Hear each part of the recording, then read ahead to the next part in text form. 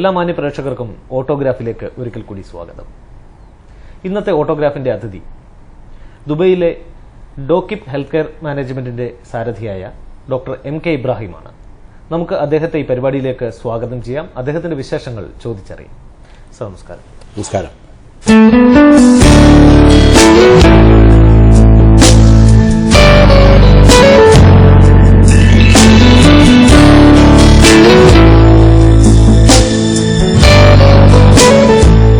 വളരെ നാളുകൾക്ക് മുൻപ് തന്നെ താങ്കൾ UAE എത്തിപ്പെട്ടു. ഒരു 30-35 വർഷങ്ങൾക്ക് മുൻപ്. ശരിയാണ്.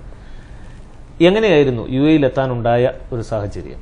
ഞാൻ എൻ്റെ മെഡിക്കൽ ഗ്രാജുവേഷന് ശേഷം നാട്ടിൽ നിന്ന് പുറത്തുപോയി എൻ്റെ ഉന്നത വിദ്യാഭ്യാസം നടത്തണമെന്ന് ആഗ്രഹിക്കുകയും അതിനുശേഷം ആലോചിച്ച് ആദ്യമായി ഞങ്ങളുടെ ബിസിനസ് എസ്റ്റാബ്ലിഷ്മെന്റ് MK ഗ്രൂപ്പ് അന്ന് UAE-യിലുണ്ട്. അപ്പോൾ അതിൻ്റെ അടിസ്ഥാനത്തിൽ UAE-യിൽ വന്ന് അമേരിക്കയിലേക്കോ ലണ്ടനിലേക്കോ മറ്റോ പോകാമെന്ന ആഗ്രഹത്തോടു കൂടിയാണ് ഞാൻ ആദ്യം 1968 UAE-യിലെത്തിയത്. ഉപരിപഠനത്തിന് വേണ്ടി പോകാൻ വേണ്ടി വന്നതാണ്. ഇവിടെ വരികയും അത് കഴിഞ്ഞ് ഞാൻ അമേരിക്കൻ യൂണിവേഴ്സിറ്റി ആയിരുന്ന അക്കാലത്ത് ഇറാനിലെ ഷിറാസ് യൂണിവേഴ്സിറ്റിയിൽ പോയി എൻ്റെ പഠനത്തിന് വേണ്ടി ജോയിൻ ചെയ്യേണ്ടായി.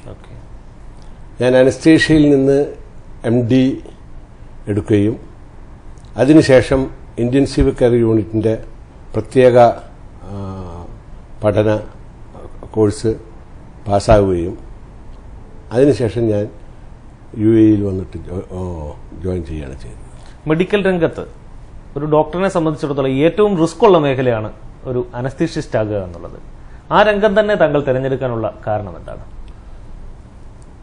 തികച്ചും ഞാൻ എൻ്റെ ചെറുപ്പകാലം മുതലേ ഇത്തരത്തിലുള്ള പ്രയാസകരമായ കാര്യങ്ങളിലൊക്കെ വളരെ ലാഘവത്തോടുകൂടി അതിനെ നേരിടാൻ ആഗ്രഹിക്കുകയും അതിനുള്ള ഒരു ഊർജ്ജസ്വലതയുള്ള ഒരു വ്യക്തിയാണ്. വെല്ലുവിളികൾ താങ്കൾ ഇഷ്ടപ്പെട്ടിരുന്നു അന്ന് മുതലേ.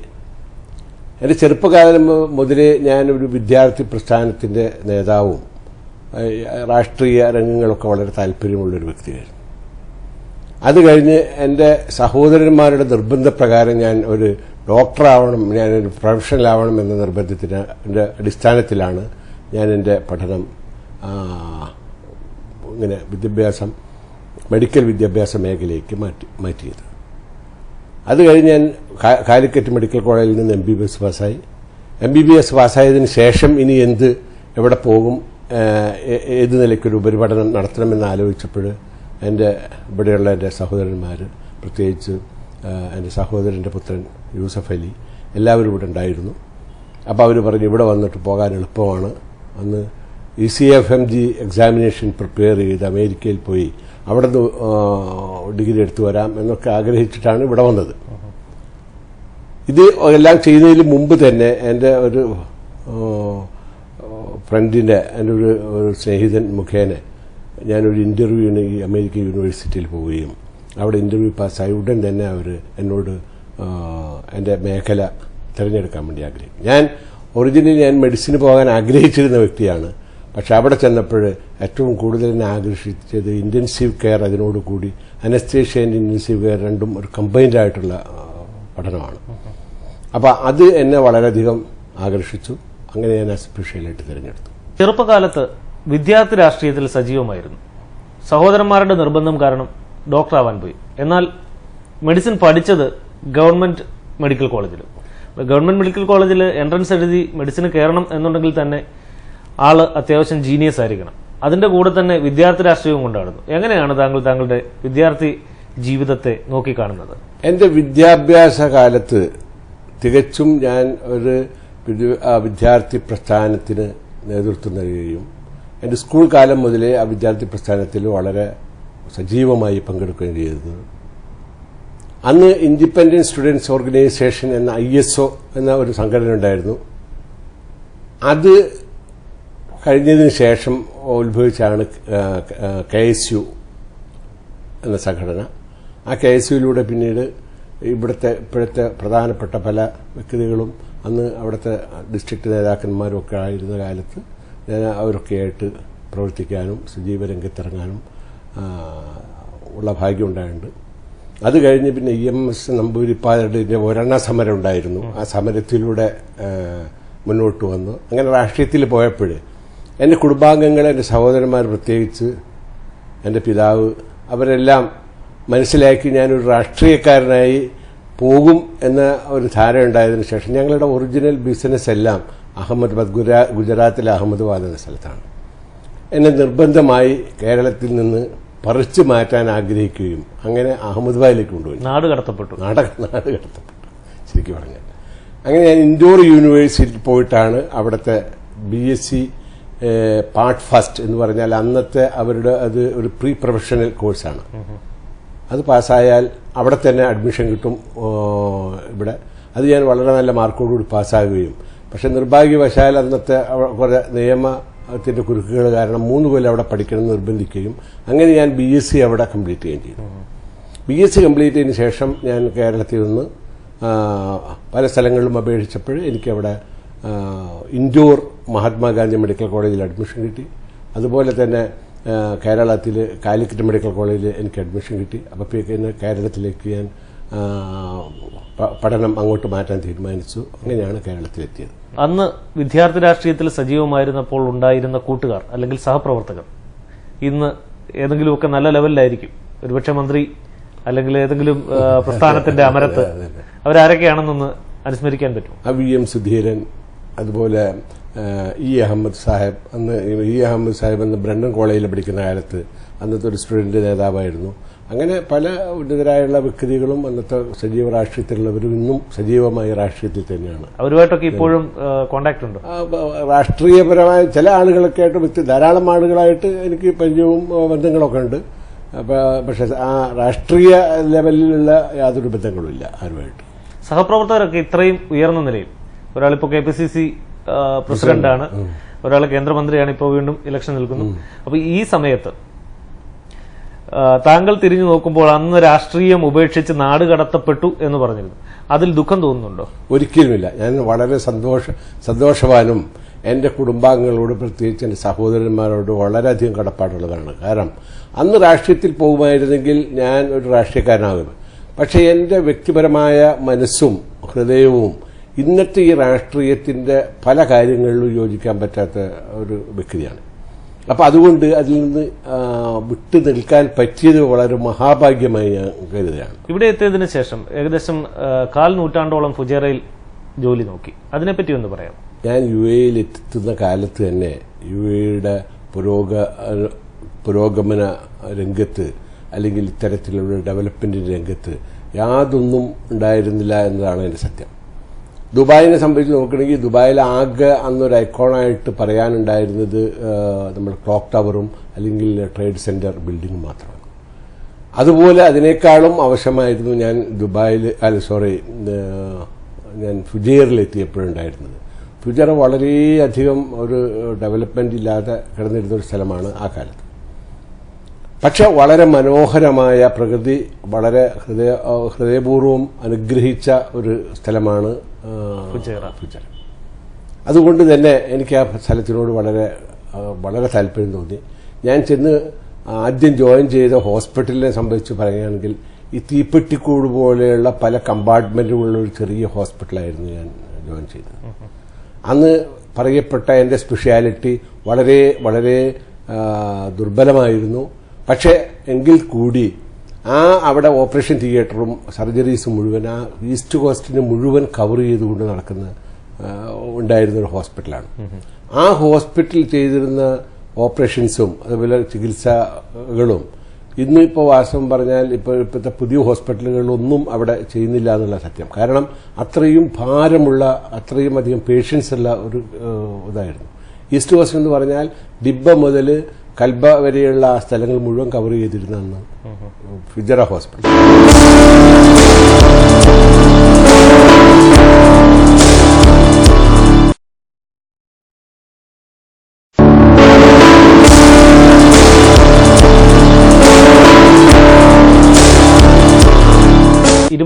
വർഷത്തെ ഫുജൈറയിൽ നിന്ന് ഉള്ള സേവനത്തിന് ശേഷം താങ്കളുടെ സ്വന്തമായ ഒരു ബിസിനസ് ഗ്രൂപ്പ് കെട്ടിപ്പടുത്തു.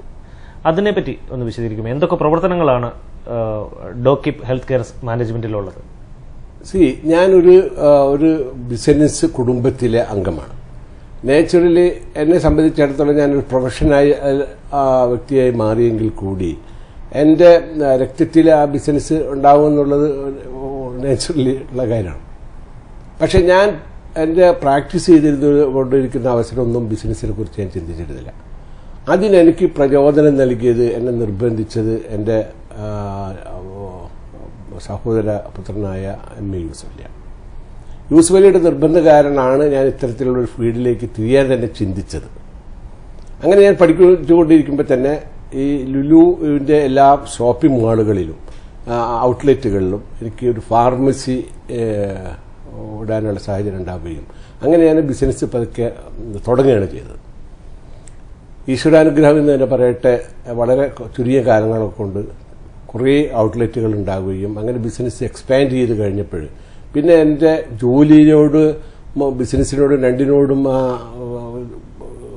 സാധാരണഗതിയിൽ അത് കൂറ് പുലർത്താൻ കഴിയില്ല എന്ന് മനസ്സിലാക്കി ഞാൻ റിസൈൻ ചെയ്ത് ബിസിനസ് രംഗത്തേക്ക് പോരുക ചെയ്തത്. ഇവിടെ വന്നതിന് ശേഷം ഞാൻ പോരുന്നതിന് മുമ്പ് തന്നെ പോളിക്ലിനിക്, മൊഹസിന പോളിക്ലിനിക്, ലുലു വില്ലേജിലുള്ള മൊഹസിന പോളിക്ലിനിക് എൻ്റെതാണ്. ആ ക്ലിനിക്ക് തുടങ്ങിക്കഴിഞ്ഞിരുന്നു.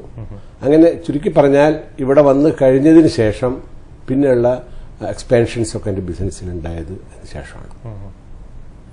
പോളിക്ലിനിക്കുകളുടെ പ്രവർത്തനം ഒന്ന് വിശദമാക്കാം. പോളിക്ലിനിക്ക്, ഇവിടെ ധാരാളം പോളിക്ലിനിക്കുകളുടെ ഒരു സ്ഥലമാണ് ദുബായ്. അതുപോലെ പല ഈ പോളിക്ലിനിക്കുകളിൽ മൾട്ടി സ്പെഷ്യാലിറ്റി എല്ലാ ഡിപ്പാർട്ട്മെന്റ് അതിന്റെ സ്ഥലത്തിനും മറ്റു കാര്യങ്ങളനുസരിച്ച് ഉണ്ടാകും. അതിൽ ഫോർ എക്സാമ്പിൾ 3-4 സ്പെഷ്യാലിറ്റി അല്ലെങ്കിൽ 4-5 സ്പെഷ്യാലിറ്റി ഉള്ള ഇതുണ്ടാവും. അപ്പോൾ അതിൽ ഡോക്ടേഴ്സ് പൊതുവെ എല്ലാ സെപ്പറേറ്റ് ഡോക്ടേഴ്സ്, സെപ്പറേറ്റ് സ്പെഷ്യാലിറ്റിയിലുള്ള ഡോക്ടേഴ്സിന്റെ departments, separate departments for example അങ്ങനെ 6-7 ഒക്കെ ഡിപ്പാർട്ട്മെന്റ്സ് ഉള്ളതാണ് ഈ പോളിക്ലിനിക്കുകൾ. അപ്പോൾ ഒരു പേഷ്യന്റ് വരികയാണെങ്കിൽ അവർക്ക് ഏത് ഡോക്ടറെ കാണണം, ഏത് ഡോക്ടറാണ് യൂസ് ചെയ്യുന്നത് എന്ന് പറഞ്ഞാൽ അവിടെ പോകാം. സാധാരണ ഒരു പോളിക്ലിനിക്കല്ലാത്ത സ്ഥലത്ത് ആകെ ഉണ്ടാകുന്ന ഒരു GP ആണ്, ഒരു ജനറൽ പ്രാക്ടീഷണർ ഉണ്ടാവും.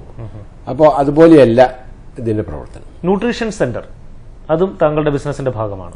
എന്താണ് അതിന്റെ പ്രവർത്തന രീതി? ന്യൂട്രീഷൻ സെന്റർ, ന്യൂട്രീഷൻ 2 തരത്തിലുണ്ട്. ന്യൂട്രീഷൻ സപ്ലിമെന്റ്സ് ഉണ്ട്. നമ്മുടെ ശരീരത്തിന് ആവശ്യമായ ഘടകങ്ങൾ പോരായ വരികയോ അല്ലെങ്കിൽ അതിൻ്റെ ഏതെങ്കിലും എലമെന്റ്സ് നമ്മുടെ ശരീരത്തിൽ ഇല്ലാതെ കഴിയും, അതിന് സപ്ലിമെന്റ് ചെയ്യാനുള്ളതാണ് ന്യൂട്രീഷൻ സപ്ലിമെന്റ്സ് എന്ന് പറയുന്നത്. അതിൽ എല്ലാ തരത്തിലുള്ള കാര്യങ്ങളും, പ്രോട്ടീൻ വേണ്ടവർക്ക് പ്രോട്ടീൻ, വൈറ്റമിൻസിന്റെ ഡെഫിഷ്യൻസി ഉള്ളവർക്ക് അത്, അങ്ങനെ അതാണ് ഈ സപ്ലിമെന്റ് ചുരുക്കം. ഫുഡ് സപ്ലിമെന്റ് ആയിട്ടും ന്യൂട്രീഷൻ ഉപയോഗിക്കും. മറ്റുള്ളൊരു മേഖല സ്പോർട്സ് ന്യൂട്രീഷൻ. സാധാരണ നമ്മൾ ജിമ്മിനൊക്കെ പോകുന്ന ശരീര വളർച്ചയ്ക്ക് വേണ്ടി ശരീര മസിലുകളും അല്ലെങ്കിൽ പേശികളും അതുപോലുള്ള കാര്യങ്ങളൊക്കെ ഉണ്ടാക്കാൻ വേണ്ടിയുള്ളതാണ്. അപ്പം ഞാൻ ഇത് രണ്ടും ഡീൽ ചെയ്യുന്നു. എന്നെ സംബന്ധിച്ചിടത്തോളം ഇവിടെ ഡോക്കിപ്പ് ഹെൽത്ത് കെയർ മാനേജ്മെന്റ് ആണ് USA-യിൽ നിന്നുള്ള ഹെർബൽ ന്യൂട്രീഷൻ, വിൻഹോക്ക് എന്ന കമ്പനിയുടെ ആ ന്യൂട്രീഷന്റെ ഇവിടുത്തെ ഏജന്റാണ്, ഡിസ്ട്രിബ്യൂട്ടറാണ്. അപ്പോൾ എൻ്റെ കമ്പനിയാണ് ഇതിവിടെ ഡിസ്ട്രിബ്യൂട്ട് ചെയ്യുന്നത്. അത് പ്യൂർലി ഹെർബലാണ്. മറ്റ് ന്യൂട്രീഷൻ സപ്ലിമെന്റ്സ്, നമ്മുടെ സ്പോർട്സ് ന്യൂട്രീഷൻസിന്റെ എല്ലാ തരത്തിലുള്ള വിഭാഗങ്ങളും ഞങ്ങൾ ഡീൽ ചെയ്യുന്നുണ്ട്. താങ്കളുടെ ഹെൽത്ത് കെയർ മാനേജ്മെന്റ് സ്ഥാപനത്തിന്റെ പേര് ഡോക്കിപ്പ് എന്നാണ്. എന്താണ് ഡോക്കിപ്പ് എന്ന പേരിന്റെ പിന്നിലെ രഹസ്യം? ഡോക്കിപ്പ് എന്നത് ഡോക്ടർ ഇബ്രാഹിം എന്നതിന്റെ ഷോർട്ട് ഫോമാണ്.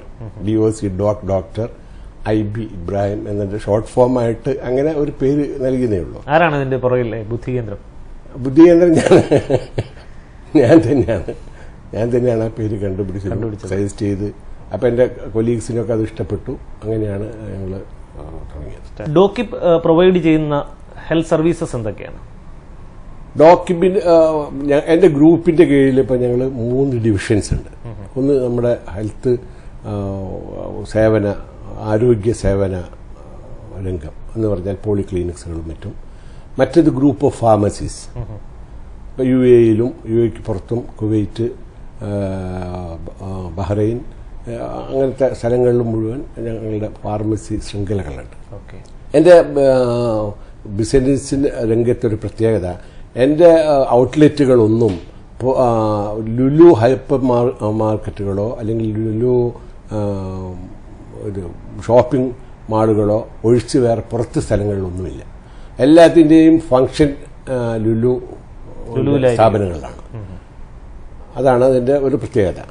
അപ്പോൾ അങ്ങനെ ലുലുവിൻ്റെ ലുലു ഉള്ള സ്ഥാപനങ്ങളിൽ പല സ്ഥലങ്ങളിലും എൻ്റെ ഇതുകളുണ്ട്. UAE സംബന്ധിച്ച് ലുലു ഹൈപ്പർ മാർക്കറ്റ് അല്ലെങ്കിൽ ലുലു ഒഴിച്ചു നിർത്തിയ ഒരു UAE പറ്റി നമുക്ക് ചിന്തിക്കാൻ കൂടി സാധിക്കില്ല. അവിടെയാണ് താങ്കളുടെ പ്രവർത്തന മണ്ഡലവും താങ്കളുടെ ഫാർമസികൾ കൂടുതലുമല്ല മുഴുവൻ ഫാർമസികളും പ്രവർത്തിക്കുന്നത് ലുലുവിലാണ്. ഫാർമസി രംഗത്ത് ഇന്ന് UAEയുടെ അല്ലെങ്കിൽ UAEയിലെ ഫാർമസി രംഗത്തിന്റെ അവസ്ഥ എന്താണ്? ഫാർമസി ഇത് ലോകത്തിലുള്ള എല്ലാ സ്ഥലങ്ങളിലുമുള്ള പ്രൊഡ്യൂസേഴ്സിൻ്റെ കമ്പനികളുടെ എല്ലാ മെഡിസിൻസും UAEയിൽ കിട്ടും എന്നത് ഒരു സൗഭാഗ്യകരമായ ഒരവസ്ഥയാണ്. പക്ഷേ അതിൻ്റെ പിന്നിലുള്ളൊരു നിർഭാഗ്യ അവസ്ഥ എന്താണെന്ന് പറഞ്ഞാൽ, ഇവിടുത്തെ മരുന്നുകൾക്കെല്ലാം നമ്മുടെ ഇന്ത്യയോ അല്ലെങ്കിൽ സൗദി അറേബ്യയോ അതുപോലുള്ള സ്ഥലങ്ങളൊക്കെ കമ്പയർ ചെയ്യുമ്പോൾ മരുന്നുകൾക്ക് വില കൂടുതലാണ്. അത് സാധാരണക്കാരനെ സംബന്ധിച്ചിടത്തോളം അത് എഫോർഡ് ചെയ്യാൻ വളരെ ബുദ്ധിമുട്ടുള്ള. അതാണ് പലപ്പോഴും നമ്മളെ കേരളീയരായ ആളുകൾ, അസുഖമുള്ള ആളുകൾ ഡോക്ടേഴ്സ് നിർദ്ദേശിക്കുന്ന മരുന്നുകൾ മുഴുവനും നാട്ടിൽ നിന്ന് കൊണ്ടുവരാൻ താല്പര്യപ്പെടുന്നതിൻ്റെ ഒരു കാരണം അതാണ്. ബിസിനസ്